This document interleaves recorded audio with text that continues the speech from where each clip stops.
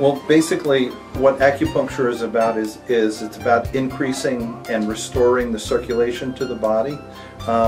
The Chinese did about 500 years of autopsies before the birth of Christ to establish what causes aging, what causes disease, why do people get aches and pains, why do people die. And what they found time after time after time was that it was poor circulation to the area. So these things that we call acupuncture meridians and energy traveling to the internal organs and to the body have a lot to do with the circulation. They're intermingled with each other. So what we do is we try and restore the circulation that otherwise gets clogged up as we age. So we're trying to reverse that process, take away people's pain and restore the health of their internal organs. What would you say is some advice that you can offer us to someone who's first thinking about getting or starting with acupuncture? Well, the best advice that I can give is probably just to come in and see us. Now, I know that sounds like an advertisement, but it's, you know, really, we sit down with people a lot of times and we find out that there's little things that are going on with them that we probably should address earlier rather than later. You know, people have problems with their digestion, and we know that that leads to bad things. But pain also leads to bad things. The Chinese were the original natural health people. They had what they call their 10 questions. And when we ask the 10 questions, we find out what's really going on with a person's body. So things like, how's your digestion? How's your bowel movements? Do you have any pain? Things like that. There's a whole series of questions that we ask to find out, is there anything going on in this person's body that may turn into something bad later? An example of that might be, you know, you got some aches and pains around the knee, and, you know, year after year after year, it just gets a little worse, a little worse. Eventually the doctor says to you, oh, you've got arthritis in there, we need to take the knee out. Well, in Chinese medicine, we like to see someone and we like to say, okay, let's get rid of that. We want to restore the circulation to the area. If we restore the circulation, you never get to the point where you go to see an American medical doctor where he's saying, oh, it has to be replaced now.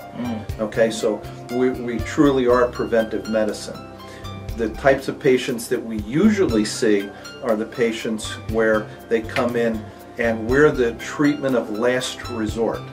They've tried everything else, and then they come to see us because, you know, once they get our approval, then they can give up. But what happens is they come in, they find out that we make a huge difference in their pain or their problem or their acid reflux or something like that, and they find out, hey, you know, maybe I should have come to see you guys sooner.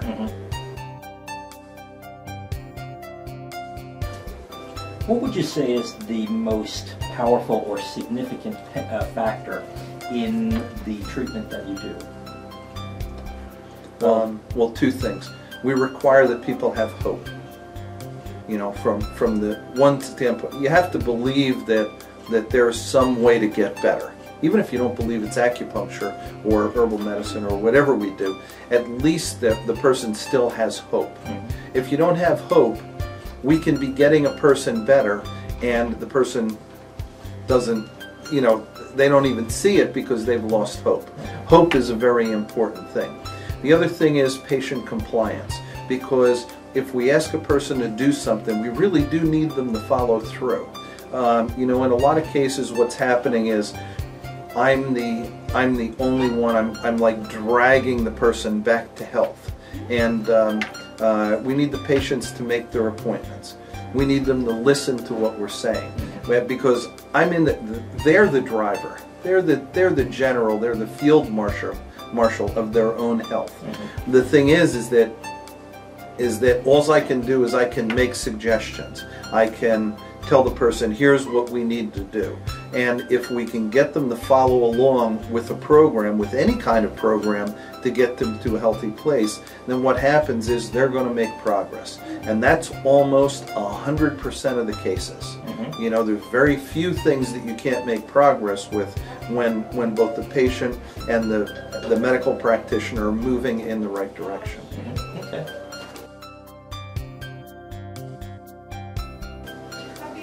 What would you like to share with people about your experience with acupuncture, or some stories that you have on how people have been have benefited by acupuncture? Probably the most important thing for people to realize is that we probably have about a 90 or 95% success rate on all of the patients that come in the door. And with headaches and migraines, we probably have close to 100% success rate. We have about an 80 or 85% success rate helping people stop smoking. Aches and pains in the body, we have a huge success rate at either relieving most of those or getting them to permanently go away. Acupuncture isn't, the National Institute of Health determined that acupuncture was not an experimental procedure. They said it's not a quack procedure. It's a real medical treatment, and it's been around for, as far as we can determine, about 12,000 years. Things don't stay around, they're fads if they don't work. And we've got a lot of high success rates on all kinds of illnesses. We've got people that come in with multiple sclerosis, people with cancers, people with all sorts of digestive problems, and we've got a really, really good success rate on working with people with those kinds of things. With any kind of pain and any kind of organ problem. What is there that we can't treat? We can't deliver your baby for you. We can't set a broken bone. And if you're in the middle of having a heart attack or a stroke, you need to make it to the emergency room right away. But other than that, acupuncture has a very high success rate.